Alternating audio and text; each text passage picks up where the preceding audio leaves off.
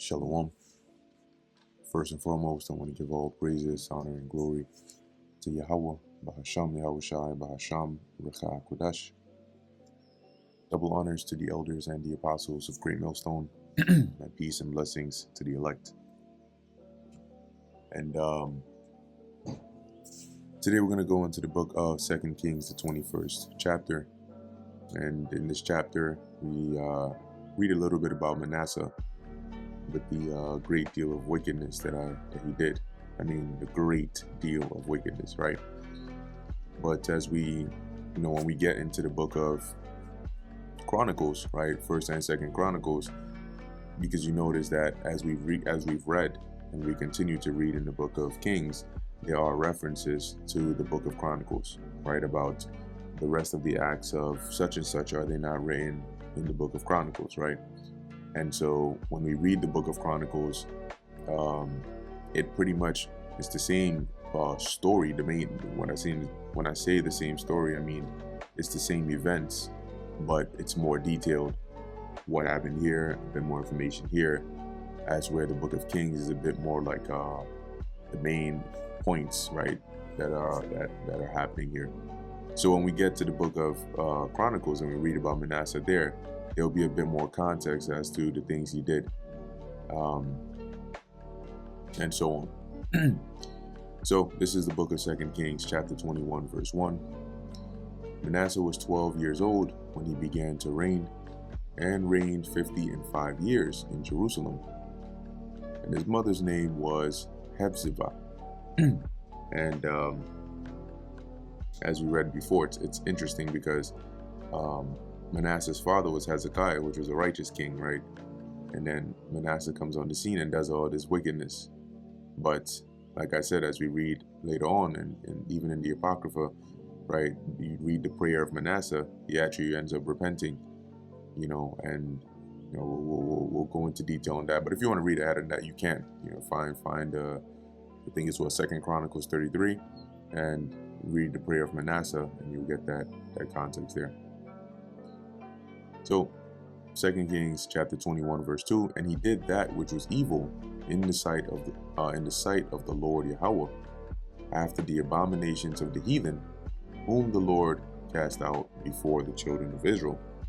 And primarily, right, the families of the Canaanites, the Lord told us before we got into that land, the things we should not do, how we should not follow their customs. And really, that's one of the main reasons the Lord had the campaign, right, or the campaigns led by Joshua of Israel, driving out these nations from that land, okay, and not leaving any, but Israel wasn't able to accomplish that. So you still had some remnants of the heathens around. Long story short, this guy Manasseh basically went full on steroids in idolatry and all manner of wickedness. For he built up again the high places which Hezekiah his father had destroyed. And he reared up altars for Baal, and made a grove, as did Ahab, king of Israel, and worshipped all the hosts of heaven, and served them. Okay, so those the righteous things that Hezekiah did, Manasseh came and reversed that, right? And as it says, he worshipped all the hosts of heaven and served them. So you can imagine, from the stars to the constellations to the angels, to all the various entities they believed were in the heavens, they worshiped them, right? Which is going off. Verse 4, and he built altars in the house of the Lord Yahweh. So not only did he set up rear up the groves again, right, and set up altars around the various places for Baal, right, he also built altars in the temple of the Lord, of which the Lord Yahweh said, in Jerusalem will I put my name, which is blatant disrespect, right? Because as we just said, we're talking about the same temple. The Lord said he's going to put his name in there. And literally the first commandment is not to have any other gods before me. And this guy is so headstrong, if you want to, if that's even the right word to use, but so wicked that he goes as far as to um, build an altar in the temple of the Lord. And he built altars for all the hosts of heaven in the two courts of the house of the Lord. So you can imagine altars where they worship angels at, they sacrifice unto angels, altars where they sacrifice unto this and that and this and that. And he made his son pass through the fire and observe times, right? And as we went into that, the passing through the fire, which was a fire sacrifice, right, where they would actually burn their children. So he did that, and you can see he did it with no problem from the other things he's done.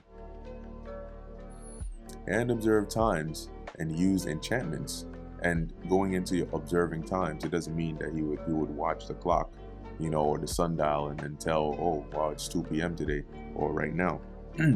When it says observe times, it means witchcraft, okay, or sorceries, and it's just this is how it's worded in the English translation, but that's what it goes into. And used enchantments and dealt with familiar spirits and wizards. And when you go into the familiar spirits, right, it goes into one of the definitions there is also like necromancers. But actually, let me do this here. Let's go to dictionaries and let's pull up familiar spirit. So it says here, sorcerers or necromancers who professed to call up the dead to answer questions were said to have a familiar spirit, right? They had a familiar spirit, and you'll see why it's worded that way. And then sometimes you'll read in the scriptures it'll say he hath a devil, right? He hath a devil, going into this concept of familiar spirits. Such a person was called by the Hebrews an ob, which properly means a leathern bottle, for sorcerers were regarded as vessels containing the inspiring demon, and that's why they would say he hath a familiar spirit, or they have a familiar spirit. So the familiar spirit was a demon that was either in the vessel of this person, okay, or working with the said individual. One example is in the book of Acts, how the Apostle Paul ends up exorcising a demon off of this young woman that was following them, crying that these were the men of the Lord that would show us the way of salvation.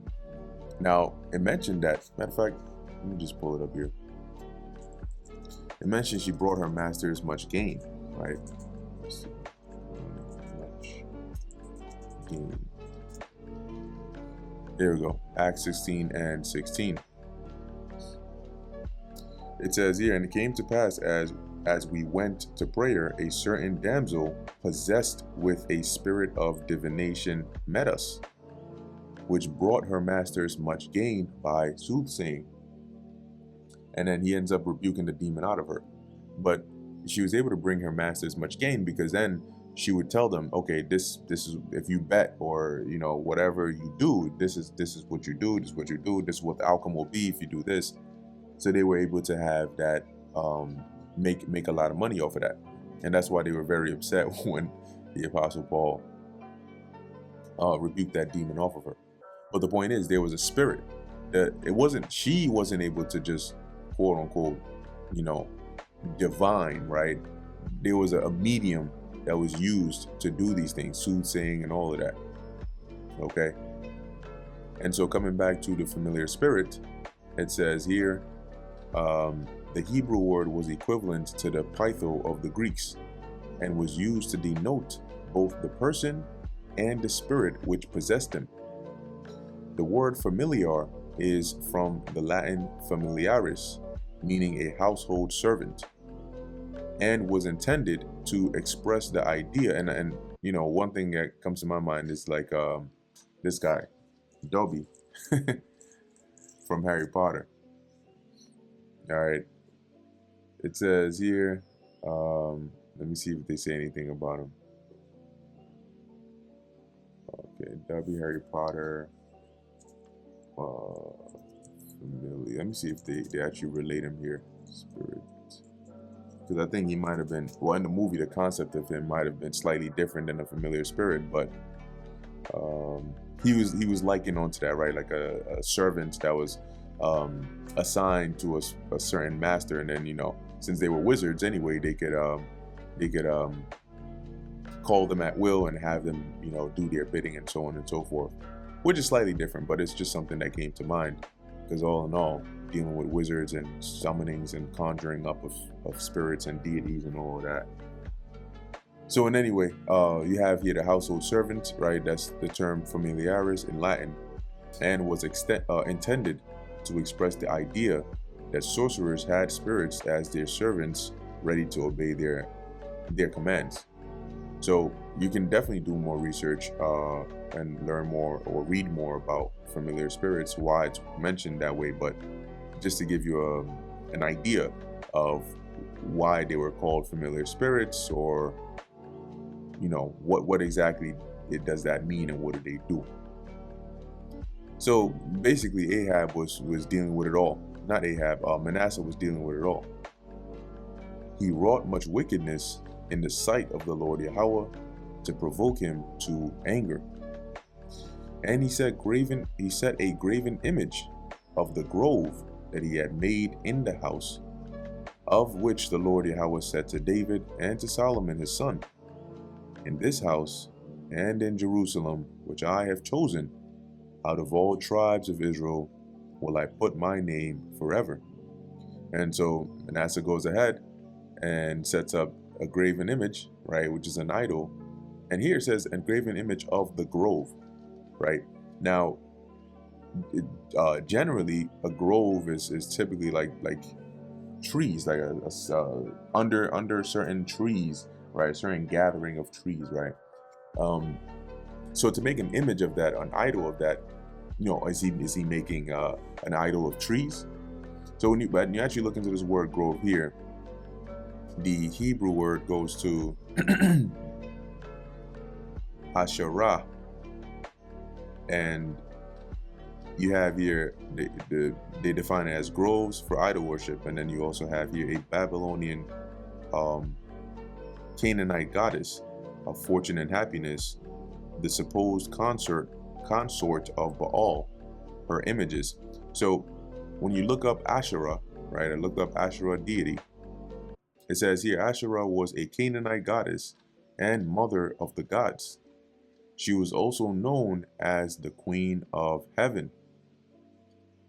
And here's you know, some artistic depiction here. It says here, Mother Goddess Asherah was the mother of the Canaanite pantheon and was associated with fertility.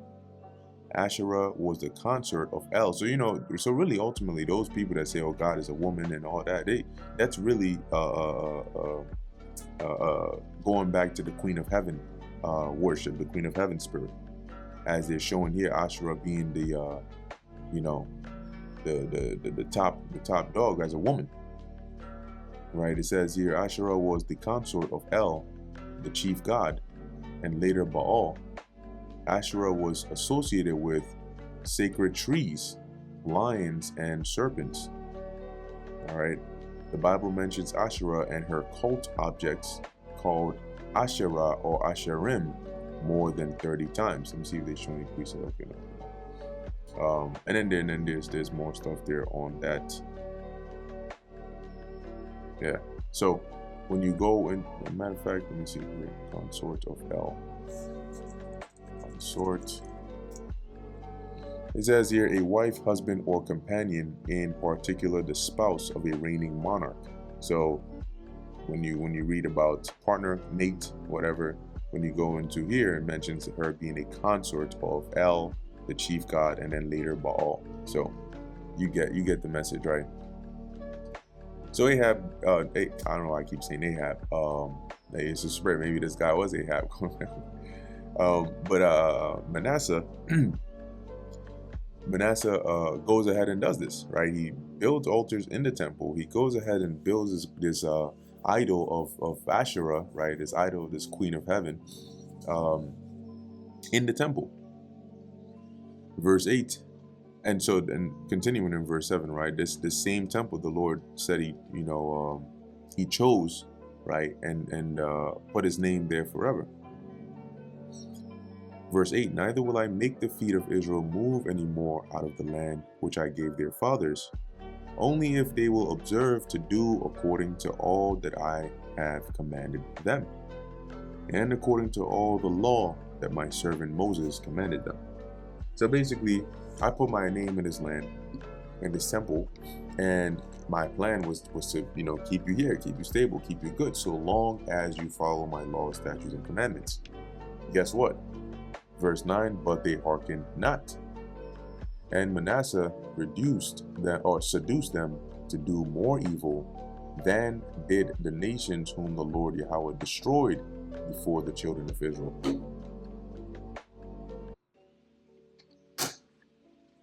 So not only did they follow the ways of those heathens, they went above and beyond.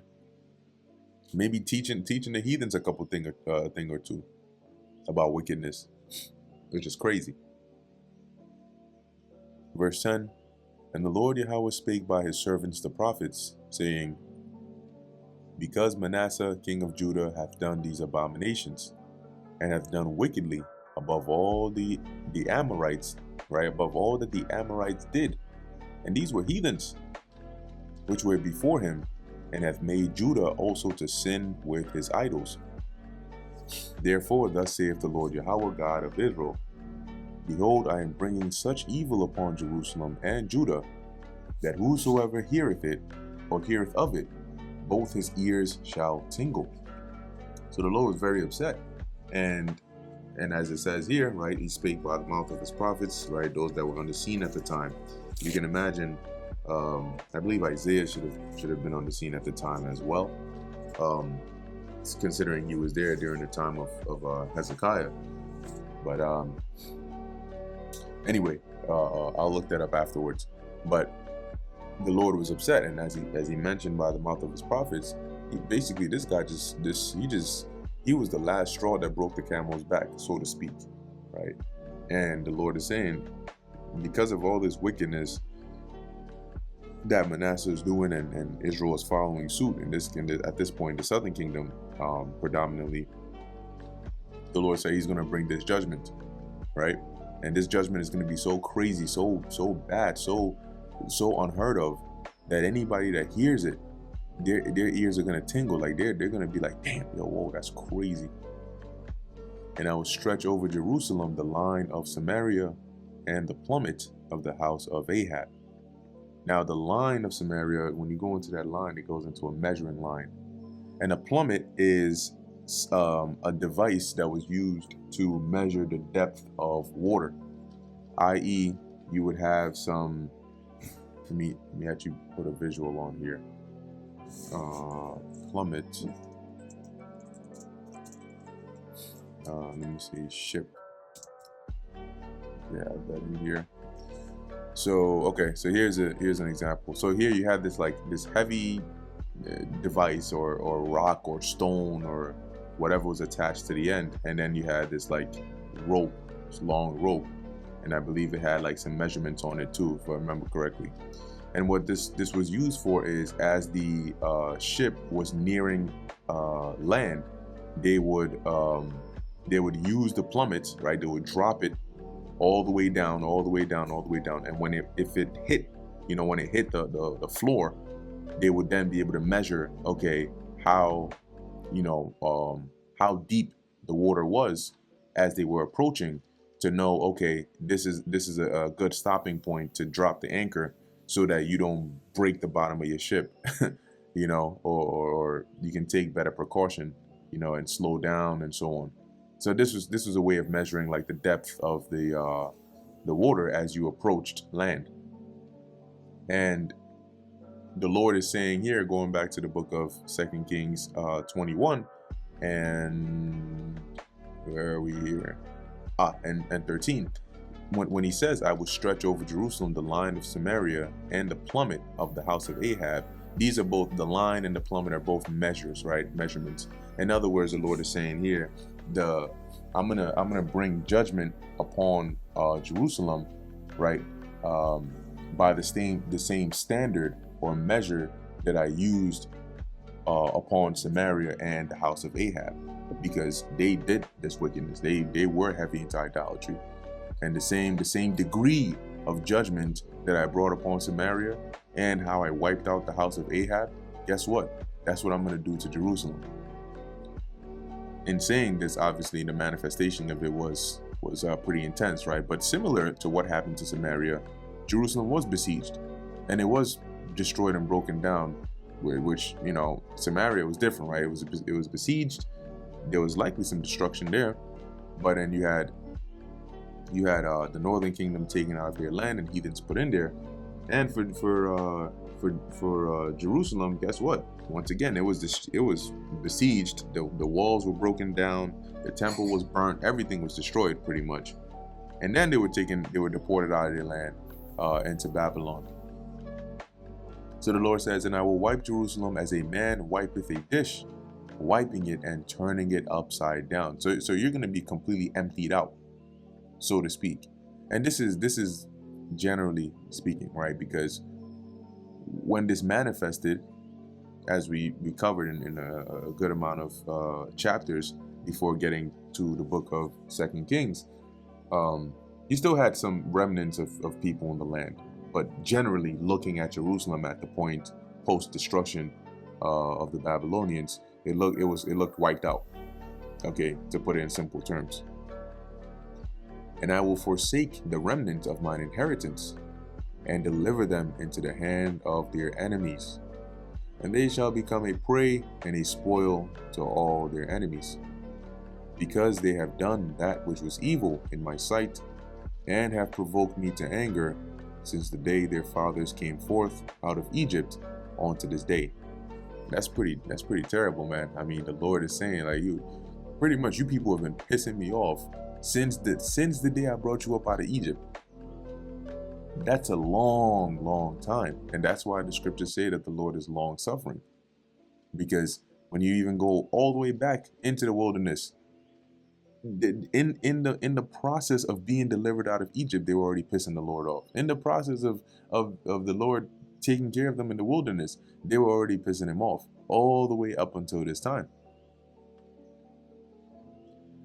"Moreover, Manasseh shed innocent blood very much, till he had filled Jerusalem from one end to another."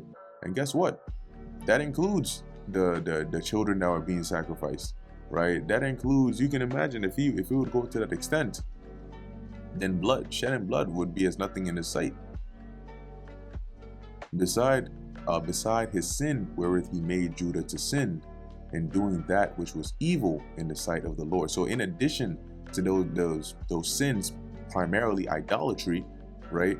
And the worshiping of the heavenly hosts and all this, that, and the third. In addition to that, he shed a lot of blood. Innocent blood.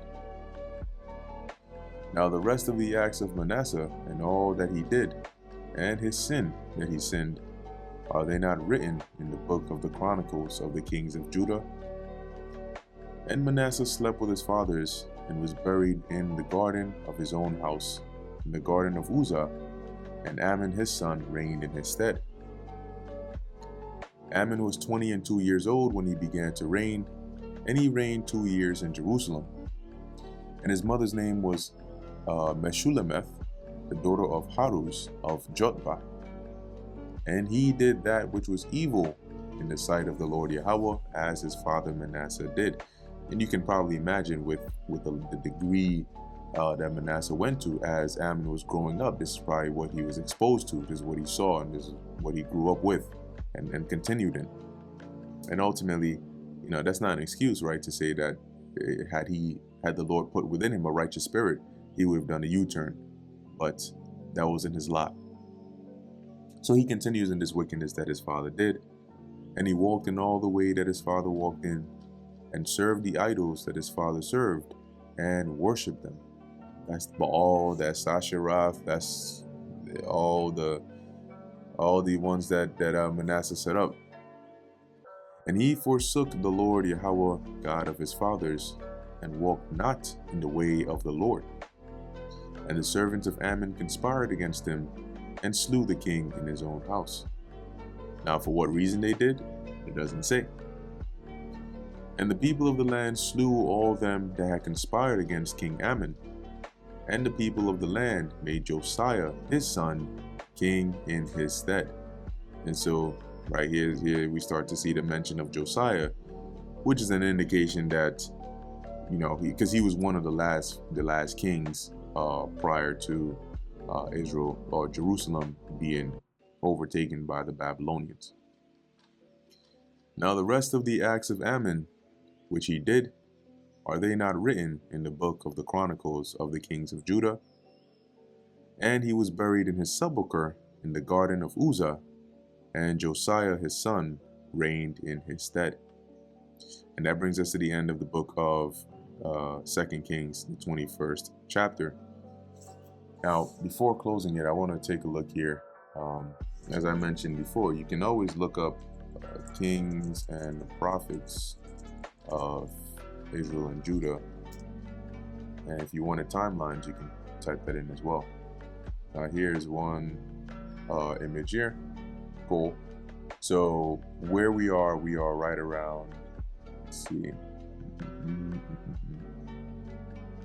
We're right around Manasseh, right? So Manasseh, they have him here. And okay, so according to this is what somebody put together, right? But according to this timeline, you had Isaiah, which was, at least in the time that we're reading here, Isaiah was there up until the time of Hezekiah. And then during the reign of Manasseh, the scriptures do mention like the servants, the prophets, but it doesn't mention them by name, right? So that's probably why these areas are blank. But then as we come down to Josiah all the way down to Zedekiah, that's when you have Habakkuk, Zephaniah, Jeremiah, right? He wrote Lamentations as well, which we went into that, right? We went into that, into those books, right? You also had Jeremiah during the captivity, right? You had Jeremiah, Haggai, Zechariah, Malachi, and we went into those as well as Daniel, Ezekiel. But interestingly enough, there is Nahum over here, and we'll get to these books soon enough. But like I said, you can always just look this up online if you want some diagram or some side to side to help you look at who were contemporaries with who, and so on and so forth. So anyway, with that, Lord willing, this is edifying to the elect. In closing, I want to give all praises, honor, and glory to Yahweh, Bahasham, Yahweh Shai, Bahasham, Recha Kodesh. And until next time, Shalom.